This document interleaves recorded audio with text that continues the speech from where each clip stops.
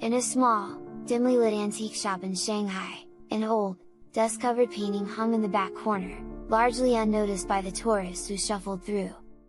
The painting was of a young woman in traditional Chinese attire, her almond-shaped eyes glistening with a sadness that seemed too real.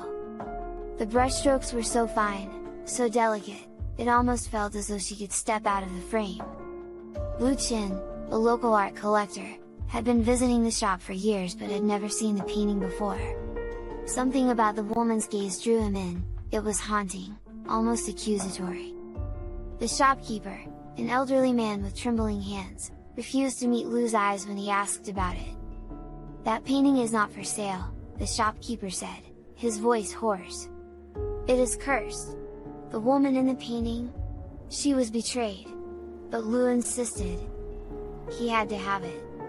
The shopkeeper finally relented, selling it for a fraction of its worth, but not without a final warning: "Do not look at her for too long, or she will look back." Lu scoffed at the superstition and took the painting home, hanging it in his study. But the longer it stayed in his home, the more he felt uneasy. He would catch glimpses of movement in the corner of his eye, her delicate fingers seemed to twitch, her lips almost parting, as if trying to speak. At night, he swore he heard soft, muffled sobbing coming from the direction of the painting. One night, unable to sleep, Lu sat in front of the portrait, staring into the woman's sorrowful eyes. He whispered, "Who are you?" In that moment, her eyes blinked.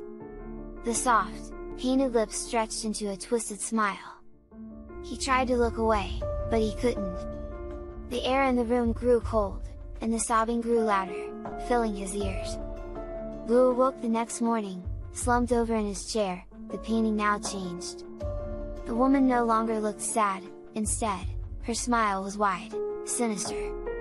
But something was wrong. Her eyes were different. They were Lu's. Terrified, he ran to the antique shop to return the painting, but when he arrived, the shop was gone. In its place was an empty lot, as if the store had never existed. And in the reflection of every mirror, every window he passed, Lu no longer saw himself, he saw her.